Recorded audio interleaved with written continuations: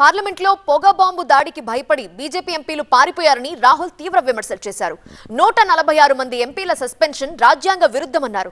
అయితే ఉపరాష్ట్రపతి ధన్కర్ను మిమిక్రీ చేస్తుంటే రాహుల్ గాంధీ వీడియో తీసి క్షమించరాని నేరం చేశారని అమిత్ షా కౌంటర్ ఇచ్చారు.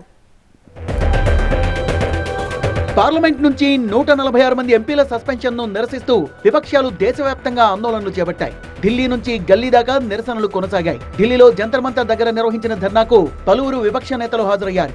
కాంగ్రెస్ అధ్యక్షుడు ఖర్గే, రాహుల్ గాంధీ ఈ నిరసనలో పాల్గొన్నారు.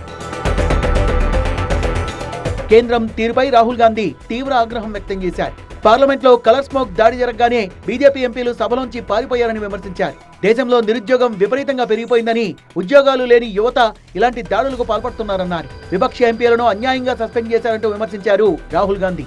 पार्लियामेंट हाउस में 2-3 युवा जंप करके अंदर आ गए. जंप करते हुए हम सब ने देखा. अंदर आए, थोड़ा धुआं फैलाया. बीजेपी के सांसद सब भग लिए. वो अलग बात है. जो अपने आप को देशभक्त कहते हैं, हवा निकल गई उनकी. वो टीवी पे आपको नहीं दिखा, वो हमें दिख रहा था पीछे से.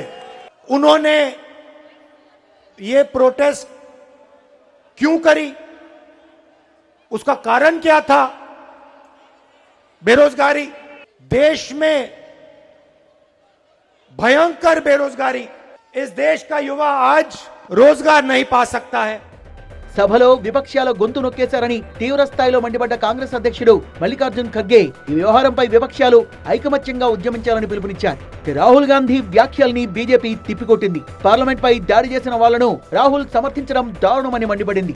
ఉపరాష్ట్రపతి జగదీప్ ధన్కర్ ను విపక్ష ఎంపీలు మిమిక్రీ చేయడం సిగ్గుచేటన్నారు కేంద్ర హోంశాఖ మంత్రి అమిత్ షా. పైగా ఈ ఘటనను రాహుల్ గాంధీ వీడియో తీయడం ఇంకా దారుణమన్నారు.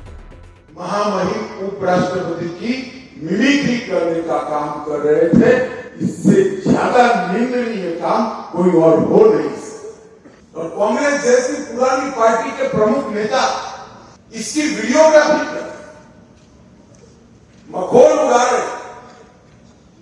इस देश में कभी भी ढेर सारी सरकारें आई और गई, परंतु संवैधानिक पदों की मर्यादा को हमेशा बनाए रखा गया.